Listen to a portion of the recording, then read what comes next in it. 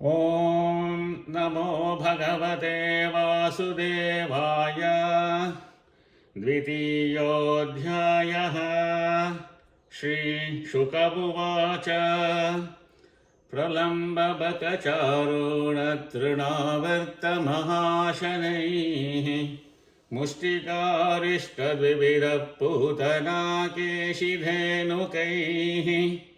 अन्यैश्चासुरभूपालैर्बाणभौमादिभिर्युतः यदूनाङ्कदनं चक्रे बलीमाघदसंश्रयः ते पीडितानि बिभिषुः कुरु पञ्चालकेकयान् शावान् विदर्भान् निषधान् विदेहान् कोसलानपि एकेतमनुरुन्धानाज्ञातयः पर्युपासते हतेषु षट्सु बालेषु देवक्या औग्रसेनिना सप्तमो वैष्णवन्धामयमनन्तं प्रचक्षते गर्भो बभूव देवक्या हर्षशोकविवर्धनः भगवानपि विश्वात्मा विदित्वा कंसजं भयम् यदूनां निजनाथानां योगमायां समादिशत् गच्छ देवि व्रजं भद्रे गोपगोभिरलङ्कृतम् रोहिणी वसुदेवस्य भार्यास्ते नन्दगोकुले अन्याश्च कंससंविघ्ना विवरेषु वसन्तिः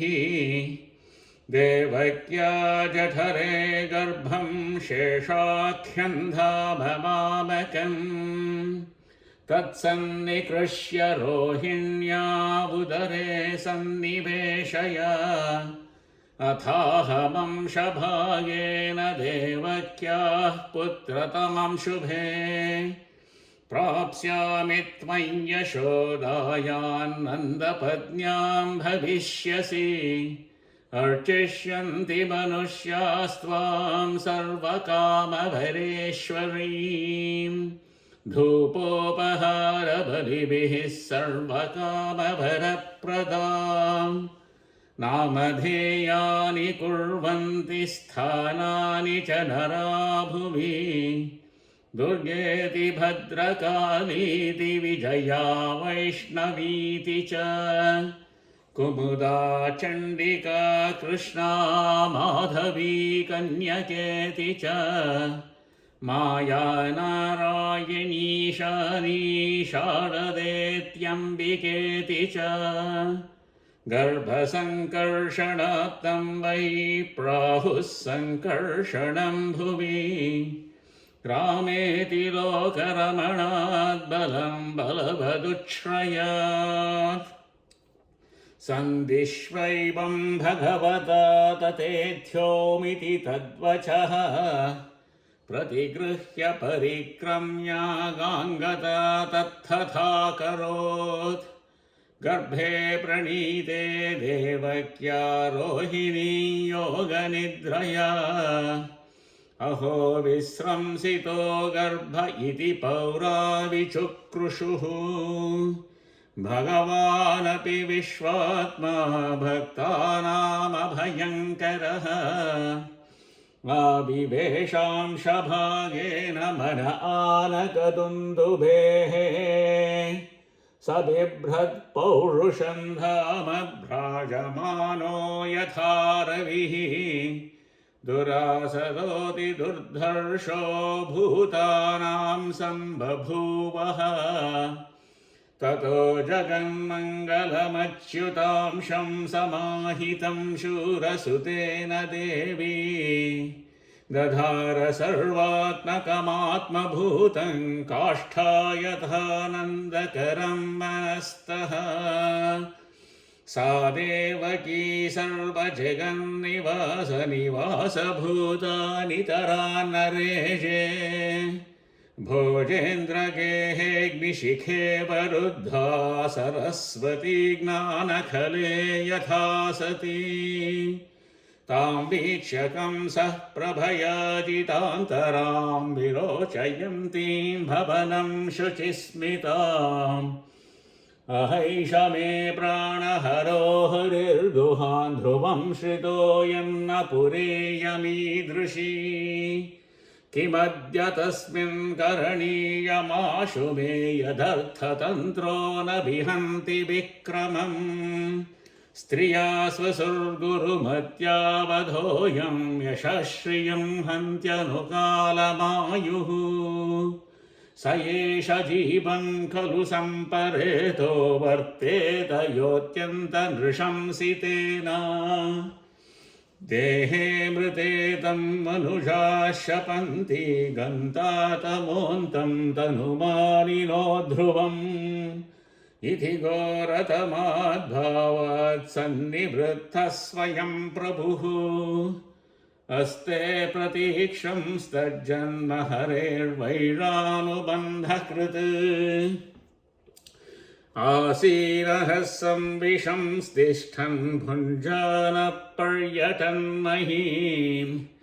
चिन्तयानो हृषीकेशमपश्यत्तन्मयं जगत्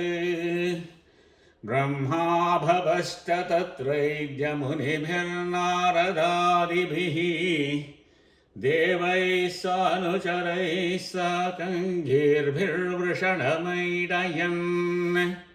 सत्यव्रतं सत्यपरं त्रिसत्यं सत्यस्य योनिन्निहितं च सत्ये सत्यस्य सत्यमतसत्यनेत्रं सत्यात्मकं त्वां शरणं प्रपन्नाः एकायनोऽसौद्विफलस्त्रिमूलश्चतुरसः पञ्चविधः षडात्मा सप्तत्वगष्टविटपोरवाक्षोदशच्छदीद्विखगो ह्यादिवृक्षः त्वमेक एवास्य सतप्रसूतिस्त्वं सन्निधानं त्वमनुग्रहश्च त्वन्मायया संवृतचेतसस्त्वां पश्यन्ति नानानविपश्चितो ये बिभर्षि रूपाण्यवबोध आत्मा क्षेमाय लोकस्य चराचरस्य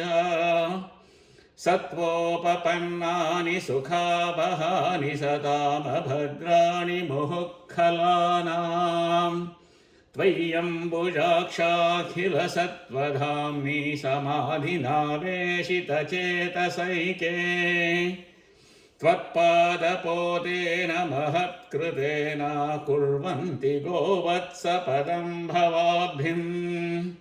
स्वयं समुत्तीर्य सुदुस्तरं द्युमन् भवार्णवं भीममदभ्रसौहृदाः भवत्पदाम्भोरुहनावमत्र ते निधाय याता सदनुग्रहो भवान् येनेरविन्दाक्षविमुक्तमालिनस्त्वय्यस्तभावादविशुद्धबुद्धयः आरुह्य कृच्छ्रेण परं पदं ततः पत्यन्त्यधोनादृतयुष्मदङ्घ्रयः तथा न ते माधव तावता क्वचिद्दृश्यन्ति मार्गात् त्वयि बद्धसौहृदाः त्वयाभिगुप्ता विचरन्ति निर्भया विनायकानीकपमूर्धसु प्रभो सत्वं विशुद्धं शयते भवान् स्थितौ शरीरिणां श्रेयमुपायनं वपुः वेदक्रियायोगतपः समाधिभिस्तवार्हणं येन जनः समीहते सत्वं न चेद्घातदलिदं निजं भवेद्विज्ञानमज्ञानविदापमार्जनम् गुणप्रकाशैरनुमीयते भवान् प्रकाशते यस्य च येन वा गुणः न नामरूपे गुणजन्मकर्मभिर्निरूपितव्ये तव तस्य साक्षिणः न नामरूपे गुणजन्मकर्मभिर्निरूपितव्ये तव तस्य साक्षिणः मनोवचोभ्यामसुमेयवर्त्मनो देवक्रियायां प्रतियन्त्यथापि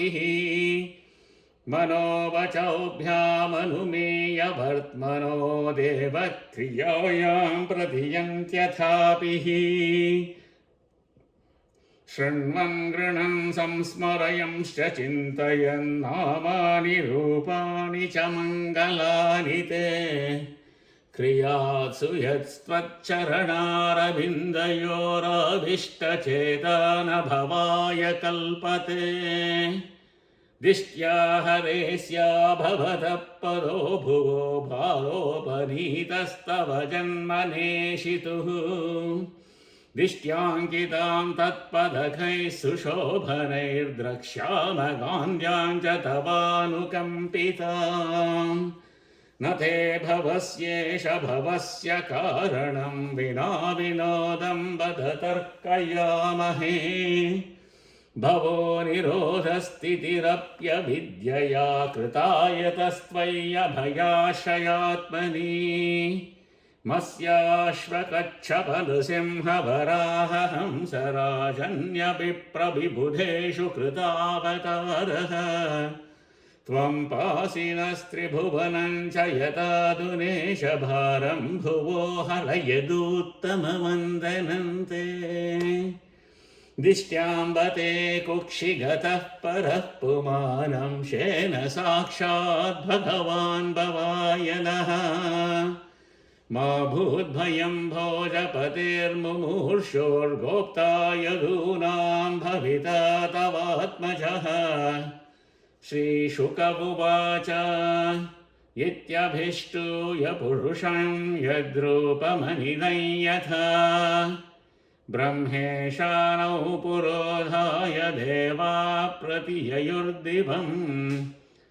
इति श्रीमद्भागवते महापुराणे पारमहंस्यां संहितायां दशमस्कन्धे पूर्वार्धे गर्भगतविष्णोर्ब्रह्मारिकृतसुतिर्नाम द्वितीयोऽध्यायः।